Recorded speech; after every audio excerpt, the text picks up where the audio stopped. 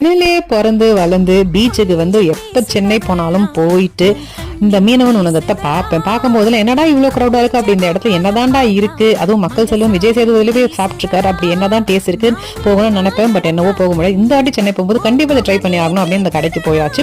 இங்கே வந்து எறா, சோறா, நெத்திலி, எல்லா ஃபிஷ் வகைகள், ஸ்குட்லேருந்து எல்லாமே வச்சிருக்காங்க. மீன் குழம்பு, சாதம் எல்லாமே வச்சிருக்காங்க. ஸோ நான் வந்து இந்த பெரிய ஃபிஷ் ஒன்று ஆர்டர் பண்ணி அது 700 rupees சார்ஜ் பண்ணாங்க. பட் இந்த ஃபிஷ்ஷோட பேர் தெரியல.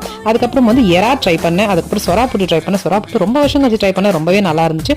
அதுக்கப்புறம் இந்த எறா தொக்கு ரொம்பவே நல்லா இருந்துச்சு அப்படி சொன்னோம். அந்த எறா வந்து வெந்த விதம் ரொம்ப நல்லா இருந்துச்சு.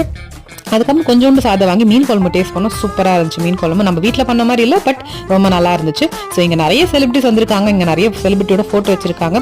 இந்த கடைக்கு மீன் லவர்ஸ் இல்லை, மீன் லவர்ஸ், சீ லவர்ஸ், நான்வெஜ் லவர்ஸ் இங்கே வந்து ட்ரை பண்ணலாம். ஹைஜீனாகவும் இருக்கும், நல்லா இருக்கு.